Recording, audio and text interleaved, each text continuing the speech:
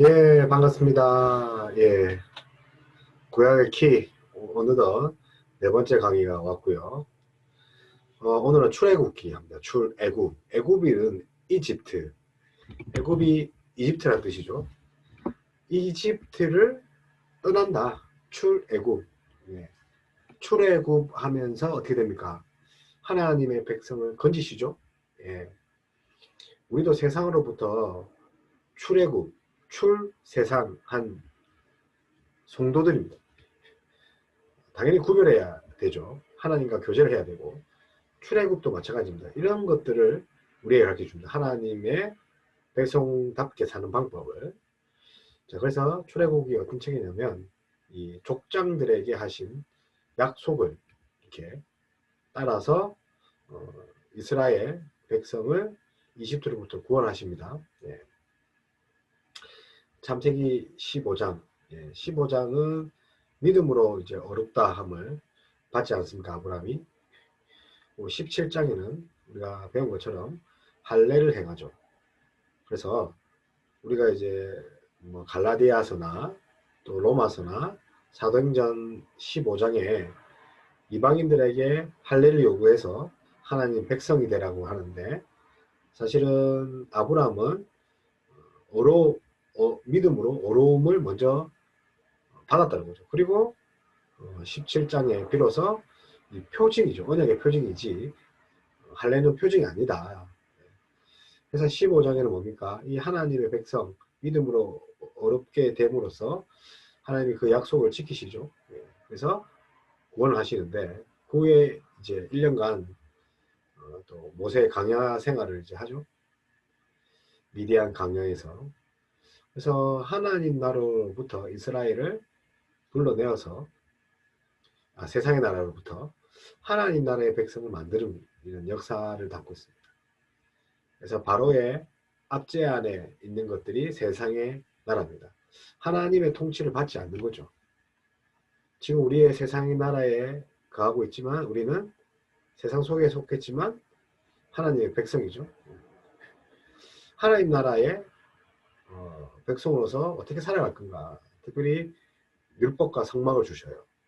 그래서 시내산에서 율법을 주시고, 또 성막을 어떻게 지을 것인지 모세하게 자세하게 길이, 높이, 폭, 재료, 여러 가지 성전 기구들을 다 가르쳐 줍니다.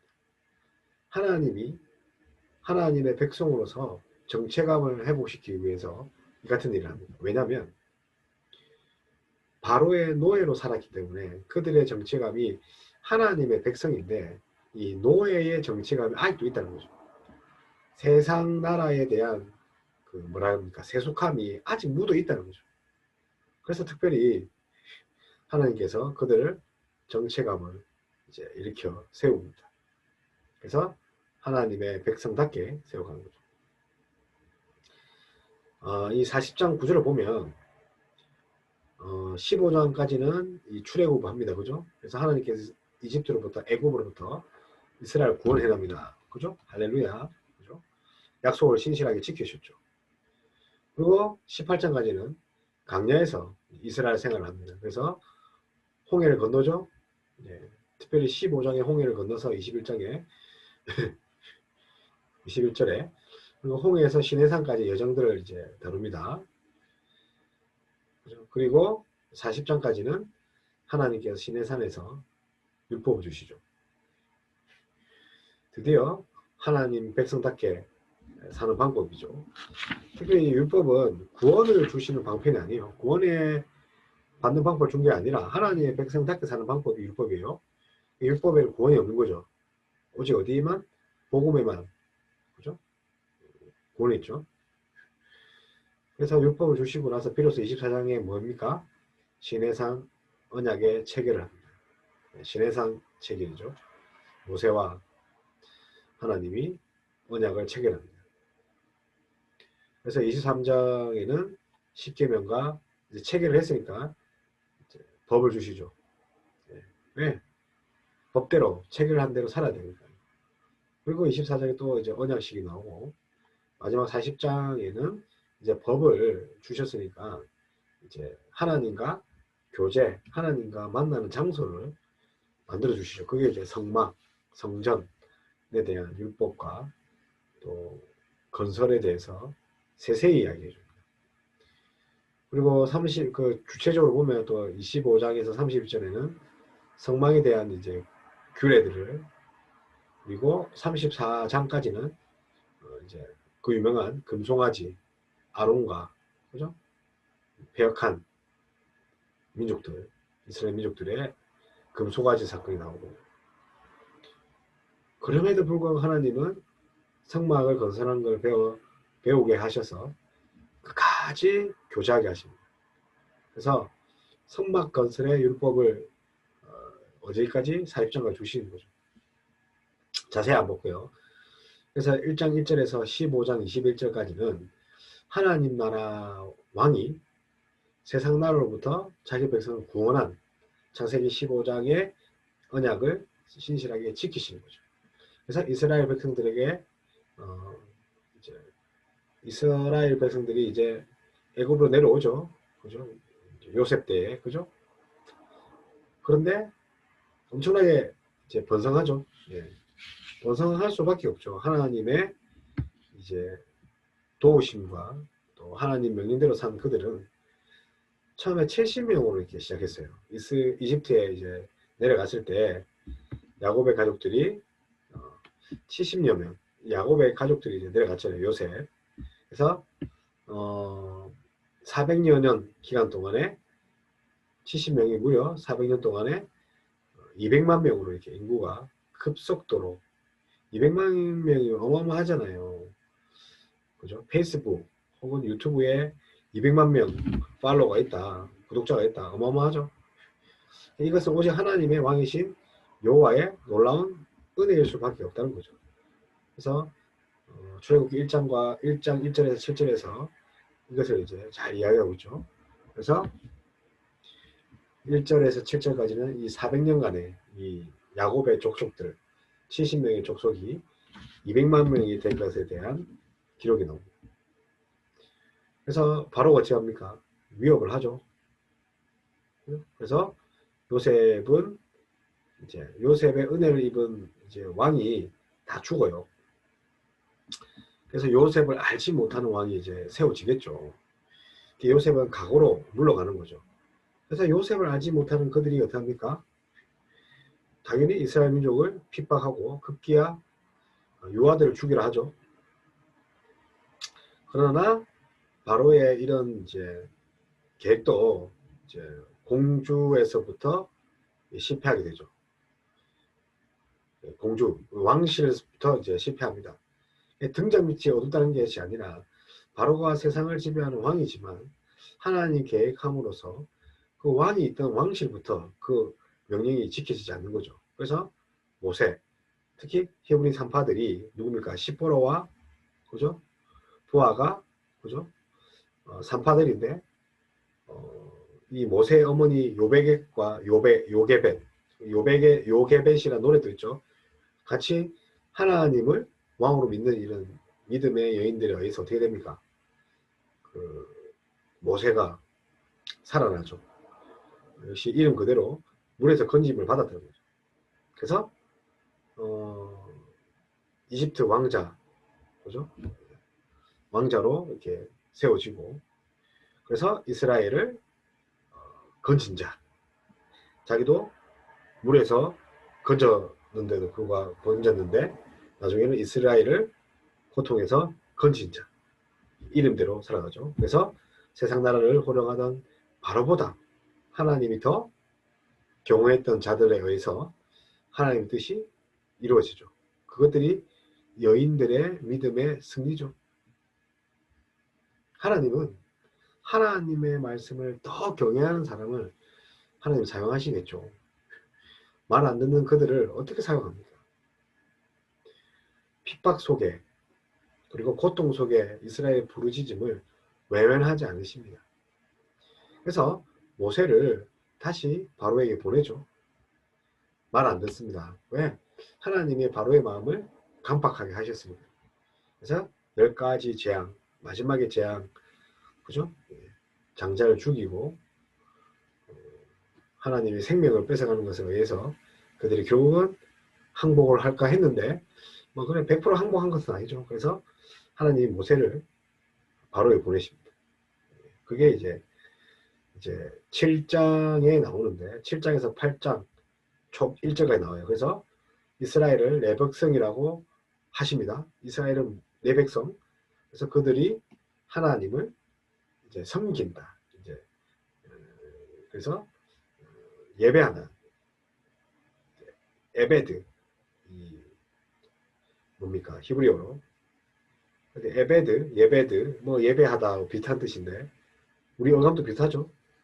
그래서 예배하라고 보내십니다. 하나님 백성이 많은 사람이라고요. 예배하고 섬기는 거예요. 다시 말해 하나님과 교제한다는 거죠.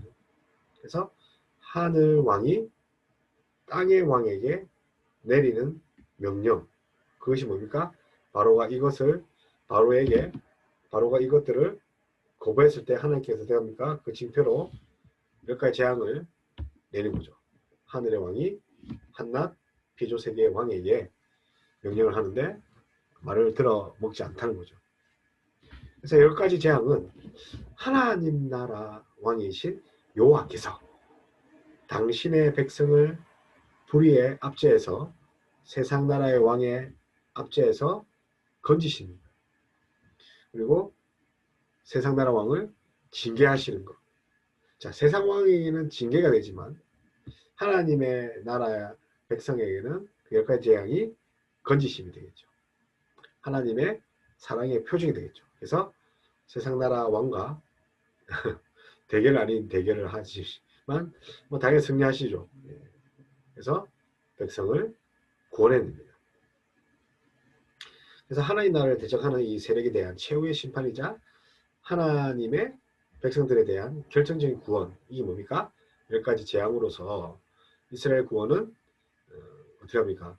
우리 그 마지막 그 재앙 중에 10가지 마지막은 뭡니까? 장자죠. 장자를 처음 난 것을 다 죽이죠. 근데 어떻게 합니까? 양의 피를 문설주에 이렇게 바르죠. 바르면 뭡니까? 그 재앙이 패스오버 유월절 지나간다는 재앙이 지나간다. 패스오버를 한다는 거죠. 그 말이 유월절이라는 뜻입니다. 유월절 뜻이 재앙이 지나간다 이런 말입니다. 그래서 유월절을 계속 기념하죠. 나중에 이제 우리 그 역사서를 배우면 히스기야 왕이 유월절 연거푸 지키는 왕입니다. 히스기야. 그래서 하나님의 구원이 주시는 그런 기쁨들을 이렇게 기념하는 절기가 되죠. 그래서 이스라엘 백성들이 믿음으로 바른 이 양피의 피, 무술주의 양피의 피를 보고 하나님은 이스라엘 집을 넘어가셨고 그 다른 말로 유월이라 했죠. 양이 그들을 대속한 것이죠. 그 양은 누구를 의미합니까? 예수 그리스도의 보혈, 그렇죠? 예수님의 대속의 십자가를 표합니다. 양을 잡았죠. 양을 대신 죽은 사람이 누구라고요?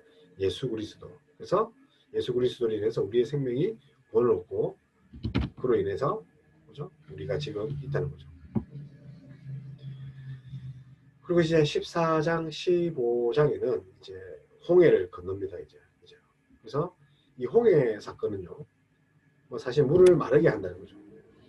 완전한 하나님의 승리. 10가지 재앙으로서 하나님이 어떻게 합니까? 이 10가지 재앙. 그죠? 뭐 이제 하수가 피가 되고 개구리, 이, 그죠? 파리, 뭐 등등 여러 가지 많죠.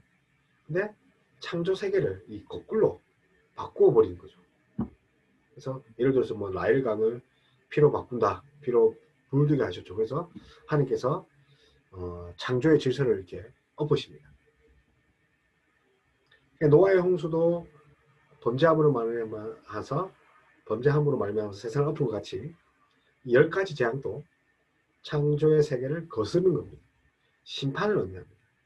그래서 하나님 나라의 결정적인 승리와 이스라엘의 완전한 해방을 주시는 믿는 자에게 재앙은 해방이지만 하나님을 거역하는 자에게는 진노요 심판이 됩니다.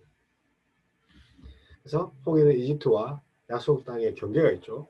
홍해를 건너야지 하나님의 약속의 땅으로 들어갈 수 있는 거죠. 이 통과 의례가 있다는 거죠. 이제 홍해를 건너는 것은 물이라서 고린도 전서 10장에서는 바울은 이 세례라고 표현했습니다. 홍해 건너는 것을. 그래서 15장에는 이스라엘은 자신들을 위해 싸우신 용사이신 하나님을 기념하고 찬양하죠. 바로의 종에서 하나님이 종이 된 것입니다. 아니, 하나님의 백성이 된 거죠. 그래서 15장에 이스라엘은 자신을 위해 싸우신 그 하나님을 찬양할 수밖에 없죠. 구원의 완성, 그것이 뭐라고요? 홍해 사건, 홍해를 걷는 것, 경계선을 넘는 것. 그래서 이 찬양은 열방의 이스라엘의 하나님 여호와만을 섬긴다, 온 만유의 주시다 선포하고 찬양하는 것이 15장이에요. 그래서 15장이 중요하다는 거죠. 왜냐하면 15장 전에는 노예였지만 15장 이후에는 하나님의 종이요 하나님의 백성. 그래서 15 이 출애굽을 이제 하게 되죠. 처음에는 이제 람셋에 있죠. 람셋, 그죠? 람셋. 그래서 람셋에서 있다가 이제 고센 거쳐가지고 고센 근처에서 이제 숫곳에서 그것도 유하다가 쭉쭉 내려와서 이렇게 에담도 있고 마라도 있고, 그죠? 그죠? 엘림도 있고 이 지역을 이제 지납니다. 그래서 그죠? 그래서 이제 홍해 이 지역, 그죠? 그래서 시내산 이 강야, 시내 강야라고 하죠. 그리고 이 지역을 이제 바란 강야 이 지역을 계속 맴돌죠. 그리고 나서 이렇게 다시 이제 올라가게 되는 거죠. 올라가서 시내 반도, 요 지금 요쪽 보이는 것들이 시내 반도예요. 시내 광야, 시내 반도, 그리고 바란 강야 쪽으로 올라가서 거기에 이제 신광야, 드디어 가데스 바냐 그 주변이 신광야인데 신광야에 이르게 됩니다. 그리고 다시 또 쭉 또 돌아서 내려오죠. 뺑뺑 돌죠. 그리고 여기 이 지역, 그래서 에시온 게벨에 이르게 됩니다. 그래서 내려가려고 했는데 내려가지도 않고, 특히 이 여기 홍해라고 되어 있는 홍해가 아니라 이 시내산을 기준으로 해서 이 여기가 이제 아카밤 아니에요. 아카밤은 미디안이고. 그래서 뭐 다시 이제 쭉 올라가면 어디로 쭉 올라가면 이 모압강 쪽으로 이렇게 모압 편지, 뭐 특별히 이제 신명기 같은 경우에는 모압 편지에서 이렇게 약속에 따라 내다보면서 이제 가나안 땅이죠. 모압 편지에서 가나안 땅에 내려보면서 쓴 글이, 모세가 쓴 글이 신명기 아닙니까? 결국은 여기까지 올라갑니다. 그래서 헤스본, 그죠? 헤스본, 그리고 모산, 여리고 이 지역을 바라볼 수 있도록 여기까지 여정이 걸리게 되는 거죠. 그래서 15장부터 이제 22장에서 18장까지는 22장 홍해를 건너서 시내산까지 여정이에요. 그래서 홍해를 건너죠. 이렇게 건너가지고 이제 이 부분 보이죠? 이 부분 보이죠? 이렇게 홍해를 건너서 시내산까지, 여기가 이제 18장이에요. 그래서 18장까지 시내산을 건넌다는 거죠. 그런데 이제 당연히 하나님 말씀, 이 홍해, 아니 앞에 바로의 적군이 있고 뒤에는 강이라니까요. 빠져 죽어야 된다니까요. 근데 하나님이 훈련시킵니다. 어떻게? 순종하고 하나님 의지해라. 뭐가요? 광야 생활에서 홍해 건너는 것도 순종이지만 광야 이 40년 동안의 기간도 하나님께 의지하는 거죠. 근데 어떻게 합니까? 이 재성이 얼마나 강한지 불순종합니다. 그래서 자기의 힘이나 능력으로 살 수 없는 땅이 뭡니까? 광야. 우리 인생도 광야라고 하지 않습니까? 우리 힘으로 능력으로 살 수가 없어요. 여러분 그 취업한다고, 여러분 자녀 문제, 경제 문제, 이 인생 광야에서 해결할 수 있습니까? 아무리 똑똑해도 힘들어요. 예, 자기 힘으로 할 수 있는 게 아무것도 없다. 그럼 어떻게 해야 됩니까? 하나님의 능력을 살아야 되는 거죠. 광야. 그러니까 우리가 출애굽기만 읽어도 우리가 어떻게 살아야 될지 답이 나온다는 거예요. 말씀대로 사는 것이 하나님의 뜻이라니까요. 성경 읽어보세요. 하나님의 뜻이 정확하게 보입니다. 특별히 이제 이 민수기에 나오는 강야하고 다릅니다. 이 출애굽기는요, 아직 초보 신자예요. 새 신자. 초신자예요. 그러니까 불평해도 참으시고 들어준단 말입니다. 근데 민수기 가면요, 이제 얘네들은 제자훈련 받은 사람이에요. 광야에서. 어느 정도 이제 담대하단 말입니다. 근데 불평하면 하나님 바로 심판을 하시죠. 예. 그러니까 지금까지는 살살 봐준다. 이런 느낌이 좀 오죠. 예. 그래서 강야 여정. 그죠? 그래서 하나님이 함께 하시면 어떻게 됩니까? 풍성한 곳이 됩니다. 특별히 광야는 물과 양식이 없습니다. 그래서 하나님과 함께 하지 않으면 풍성할 수가 없어요. 광야의 식탁을 차려주시는 하나님. 우리의 인생의 광야에서 식탁을 차려주신 분은 뭡니까? 만나를 주시고 내추럴을 주시고. 그죠? 그럼에도 불구하고 끝없이 이집트 노예로 가고 싶어 하죠. 고기 달라, 물 달라. 노예가 좋았다. 끝까지 참으십니다. 왜요? 초신자. 초신자니까. 네. 생각적입니다. 네. 자, 그래서 40장까지는 안 되겠다 해서 이 하나님 나라의 통치를 율법을 보여줘요. 그래서 하나님 백성답게 사는 방법이에요, 율법은. 그런데 구원을 받는 방법이 아니에요. 구원을 받는 방법. 진정한 구원은 예수 그리스도인데 여기까지 백성들은 그냥 하나님 백성답게 사는 훈련을 시키는 거예요. 성도답게 사는 방법이에요. 그래서 19장에서 24장은 시내산 모세의 언약이죠. 예. 그래서 어, 뭡니까? 하나님의 율법이 믿음과 순종을 단련하는 수단입니다. 하나님의 율법이 옥새, 족쇄가 아니라는 거죠. 강야에 있는 이스라엘에게 주어졌습니다. 이집트에서 이집트 왕의 법을 따라서 살았다면 이제는 하나님의 법, 하나님 나라의 백성답게 사는 법을 따라야 하는 노예 근성을 세상 왕의 그 통치의 그는 뭡니까? 더러운 악습들을 내버려야 됩니다. 그런 의미에서 율법은 하나님의 백성을 살아가는 길을 이제 하나님의 성품을 깨닫는 그런 방편이 되는 거죠. 그래서 종국에 뭡니까?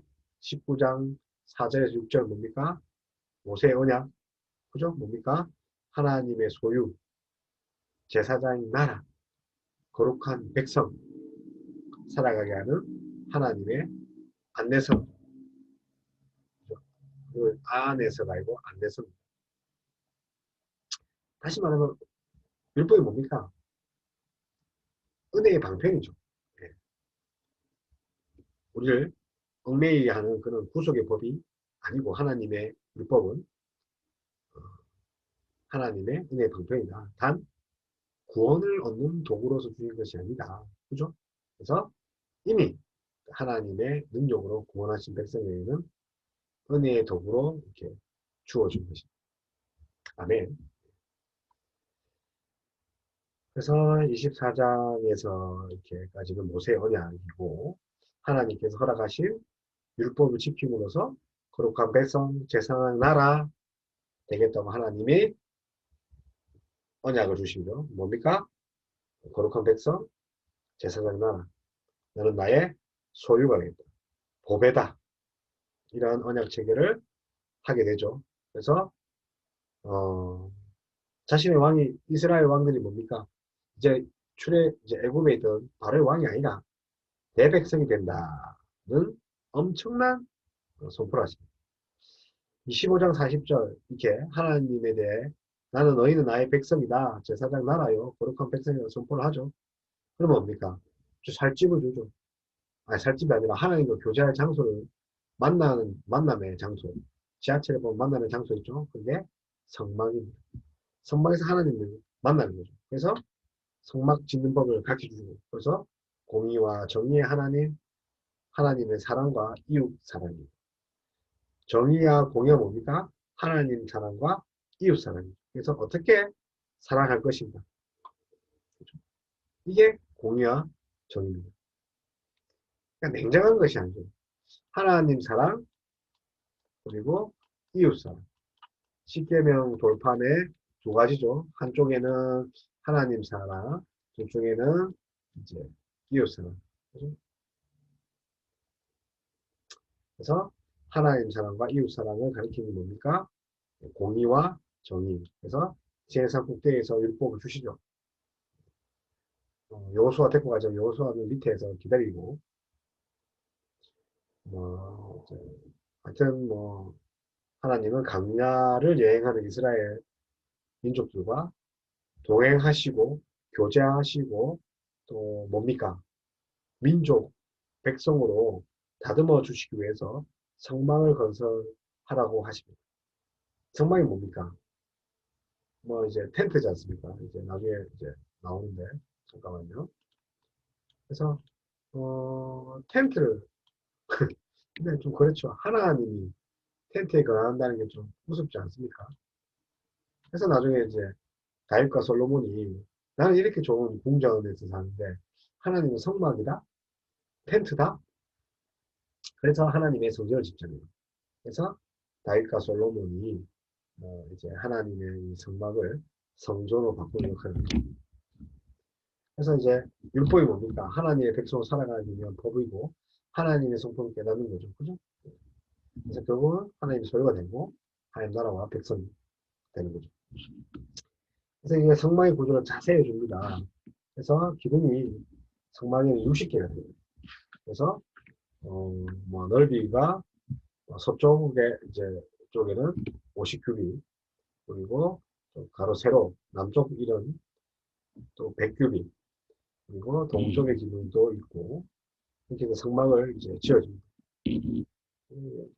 그리고 이제 보이는 부분이 이제 물개, 표범 이렇게 가죽을 덮죠. 왜냐하면 이제 비가 오면 비가 안 새야죠. 물개 가죽으로.